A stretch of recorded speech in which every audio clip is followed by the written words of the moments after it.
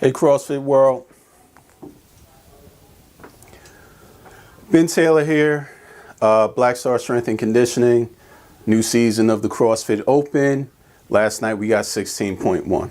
Let's get right to it.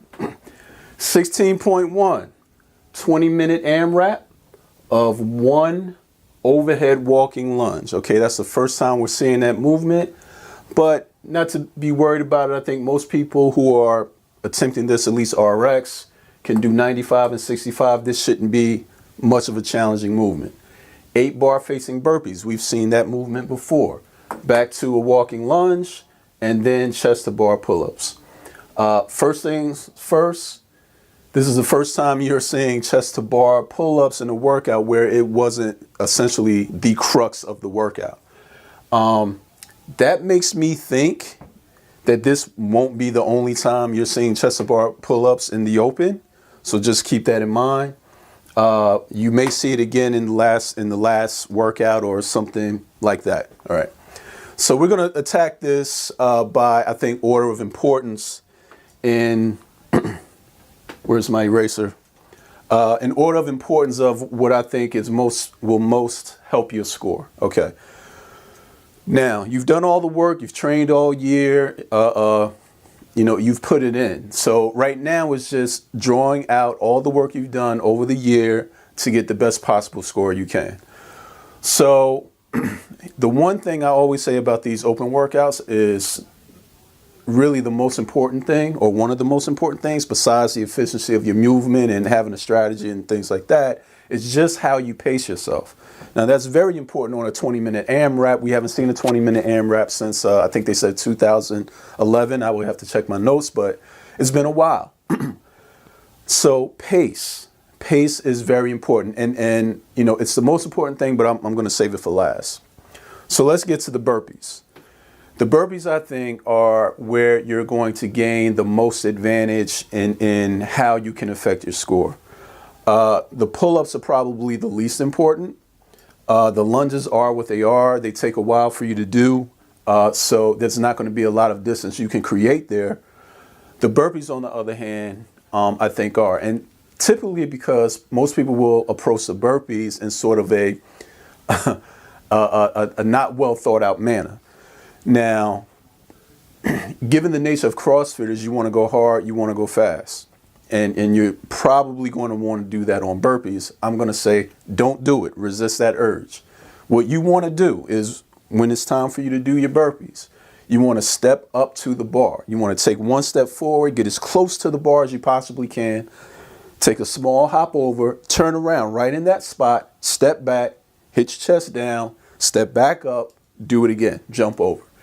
Now, that seems like a lot of movement, and it is, and it's very slow. But over 20 minutes, trust me, it's gonna be faster. This is a tortoise and hare thing, okay? Another thing it does is it saves your shoulders. You're gonna be having a lot of your body weight on one leg. And we'll go to a video, actually we'll go to the announcement video to kind of see the differences in what the two athletes there were doing, China Cho and Emily Abbott.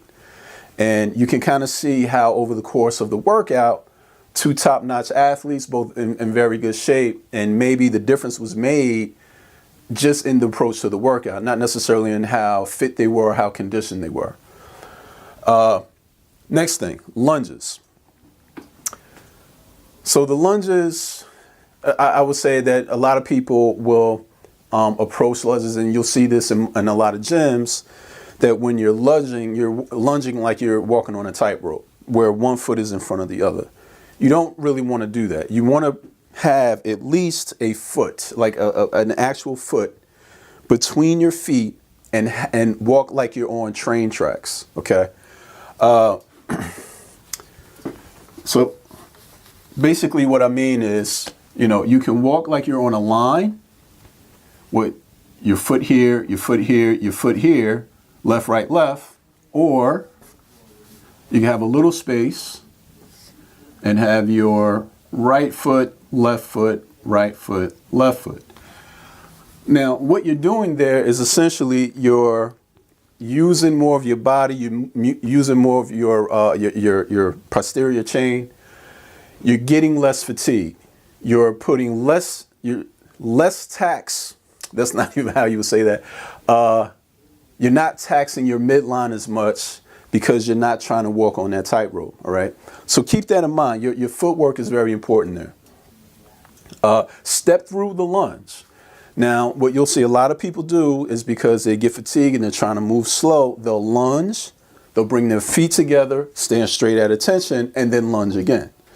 Instead of doing that, instead of lunging and then stopping and bringing your feet together, just step into the next lunge, okay? What that does is it gets you through the lunges faster without having to stand there with a bar over your head. And it's actually by going faster through the lunge, you're actually less fatigued because you're not standing there, you're not fatiguing your midline, on and on. Use a narrow grip. And here's, I put a little star there because I had a conversation with someone today. You have to trust that a narrow grip is better on overhead movements than a wide grip. And here's why I say that. A wide grip is going to incorporate your musculature to hold that weight overhead rather than your skeletal structure, okay? So the narrow grip you have, the more your skeleton is holding the weight, all right? Now here, these are 3 movements where in every movement, your shoulders are heavily involved, okay? I would imagine, even though the weight is light, 95 and 65 shouldn't be a problem for most people. With as many pull-ups as you're doing, as much as you're holding that weight overhead, and as many burpees and pushing up off the ground that you're doing, your shoulders will get fatigued. Now, if you're fit enough and the way the reps are broken up, maybe your shoulders don't feel as fatigued. But somewhere along the line, you're going to fatigue your midline, okay?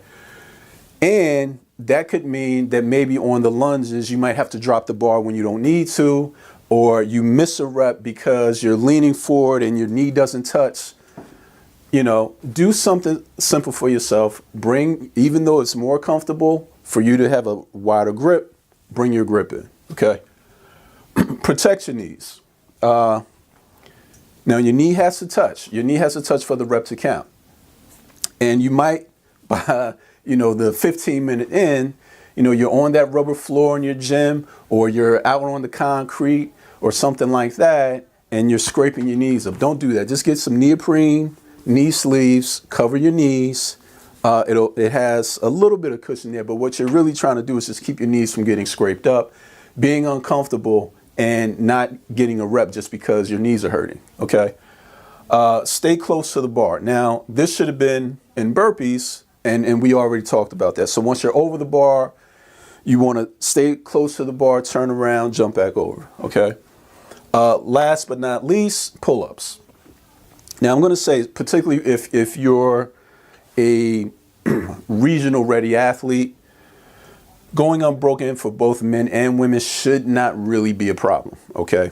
But the good news is, I don't really think you need to go unbroken on the pull-ups.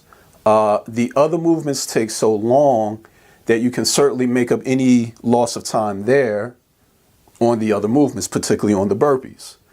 So, but I would also say that if you can go unbroken, just go ahead and do that. It really shouldn't hurt you that much. If at some point you feel like that in 20 minutes you're going to have some problem doing 8 unbroken chest to bar pull-ups, then I would say plan ahead and just break them up. Just break them up in half, break them up in 2s, or whatever you need to do. The key, though, is to have a pull-up station set up for yourself where you're not jumping to the bar and jumping down from the bar. If the bar in your gym is really high, just set up some weights, stack them, step up onto them so you can just reach up and grab the bar without jumping to the bar. And then every pull-up you do, if you need to break, just come and then stand right back on that stack, reach up, do your next few pull-ups.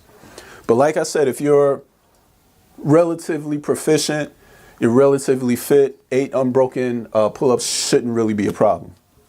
Okay, we talked about the bar height. Another thing, it's a long workout. It's a lot of pull-ups. You want to protect your hands. And I had an example that I can't find right now. But anyway, okay, here we go. Just get some hand protection. Now these are like gymnastic grips, but they don't have the grip on them, so they're perfectly legal. You can pick them up at Sports Authority. They're like $10, I think. Or just tape your hands. You don't want to do something stupid as not protecting your hands and have them rip up and just ruin your workout. Or, ruin the workout for next week. You don't know what's coming next week, so it might ruin the workout for next week. So we've pretty much covered everything. I would say another thing is we're going to talk about breaks, okay? So I'm going to pause the video for 1 second. Okay. So I drew a little graph here. I want to talk about your pace, your rest periods, stuff like that. Let's just first talk about the rest periods. Now, from what I saw in the workout last night and a little demonstration we did at the gym, seems to me that if you want to get a good score, you want to be constantly moving throughout this workout. However, there will be some points in the workout you probably will rest. I don't care how fit you are. You may move at a pace where you're going to need to rest at some point. I think the most opportune times for you to rest are just before the lunges, okay? So let's say you're coming off the bar, the bar for the chest to bar. Before you approach that bar to do your lunges, you want to get a breath. You want to gather yourself. You want to take only a couple of seconds, get on the bar, move through the lunges, drop the bar, and then go right to burpees, okay? After burpees, that's when you take your next rest period. And again, these rest periods are not, 10, 30, 60 seconds at a time. They're just a couple of breaths, maybe 2, and then keep moving forward, all right? Now, one of the things you saw the athletes talk about last night is going out too fast. Even though they went a little slow, they still went out too much faster than they should have gone out. And this is just a mental exercise, of the mentality of a CrossFitter just wants to go hard. And that might be great in training. It's not great in a workout, and the best person in the world at it remains Rich Froning. He just knows how to pace. And there might be other people who are just as fit as him, but they don't play the game as well as he does, not yet. Now, here's what I think about and how you want to pace yourself, okay? So pretend this line is essentially your pace, all right? Now we have the time axis and we have the effort axis. You want to be at the same pace in the beginning of the workout and at the end of the workout, all right? You don't want any perceived drop off in your pace from the time the whistle blows to the time the clock goes off, okay? But mentally, all right? Mentally, you want to give about this amount of effort in the beginning and gradually increase that over the course of the workout, okay? So here, you're feeling like, man, I can go harder, all right? Well, that might be true, but that means you're probably going at the right pace because your pace is actually here, your effort is here, okay? As you go along, your effort is going to increase, but your pace is staying the same, all right? And at the end of the workout, that's when you're going all out, but you're probably not moving that fast, all right? You're moving about as fast as you were in the beginning of the workout. So keep that in mind, just like a mental thing to go through the workout. What you're trying to manage is your overall fatigue, right? That's what we talked about, the shoulder thing. We talked about one movement affecting another. Just keep those things in mind. Concentrate on being efficient on the burpees, and you should do fine. Now I want to go to a video, and actually the announcement video, just to show you a couple of things, and we're going to attach it at the end of this one. All right. So just wanted to take a look at the announcement video, particularly Emily Abbott and China Cho, 2 games athletes. executing the workout last night, we can learn a little from them, and kind of go over some of the things we talked about in front of the whiteboard. What I really want to look at is how they execute their burpees and their lunges. The pull-ups are kind of, there's not much to talk about there. So first off, what I'm going to say is gun goes off, they kind of just rush to the bar and they speed through these lunges, right? Now, you do not have to do that. They should not have done this. And they both said it at the end of the workout. It's understandable. They're doing the announcement. They're doing the open announcement. It's in front of a big audience. Adrenaline's going, and they went out a little bit faster than they should have. Okay. You can go a little slower. Now, one thing I want you to look at is how Emily kind of steps through her lunges. She doesn't tap her feet, but China does. All right. Now, I'm going to say China's doing that just based out of pure habit. Okay. A lot of people do that in their workouts. I'm going to say that I won't call it a bad habit, but it's just something you just don't need to do. It keeps you on a nice pace, but there's no reason to tap your feet, pause, put yourself under load for a longer period of time. Over a 20-minute workout, it's going to wear on you. Your midline will fatigue, okay? And essentially, that's what happened. Although later on in the workout, both of them started to do that. In the beginning, Emily was not, and that could have been the difference, okay? Another thing I want you to look at is sort of how big the step that Emily takes, where her trailing leg and her knee is behind her rear end, essentially. That's a good step. You want to take as large a step on these lunges as possible, okay? China's step is a little shorter, and I'm going to say again, this is something that makes a difference over 20 minutes. Now, you'll see these girls get to the burpees at the same time and execute their burpees in the same speed for a good bit of the workout, but eventually the differences in how they approach this and the little differences in technique make a difference in the number of reps you get overall. So let's continue the video and watch them execute their burpees. Now what you'll see is Emily is stepping to the bar like we talked about. She uses one leg to step to the bar. She jumps over. She's doing these burpees pretty fast. Doesn't need to do that. But again, adrenaline will make you do crazy things. But excellent technique on the burpees. I would even say, I'll pause it again. I would even say that Emily can actually reverse that step. So when she lands on the other side, she can actually step back with a leg, go down, step back up with the same leg or different leg, jump over the bar. She's jumping back with both her feet, 2 feet, as you saw. Again, it may seem like a little thing, but I bet you if she were to go back and do this workout and step to and from the bar, she'd add reps to her workout. Again, it's not any slower and it fatigues you less. Okay. Let's try to go back a little bit. Watch China. Now, China in the beginning, she's going to jump from 2 feet well behind the bar, right? Well behind the bar. She's jumping from 2 feet. Now, this doesn't continue for China, okay? And this could be one of the reasons why Emily was basically able to pull away from her in the last few minutes of the workout because of what China did in the first 60 seconds of the workout, okay?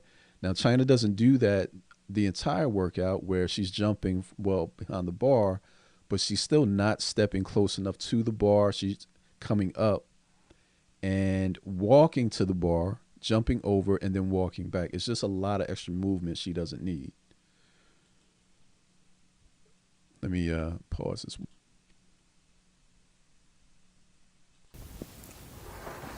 Okay, so that's really it. Went much longer than I wanted to. Just wanted you to come check me out and enjoy my little artwork here. Blackstar.com.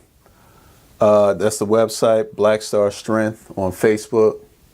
Blackstar SC on Instagram. Blackstar_SC on Twitter. All right. So we'll see you for 16.2.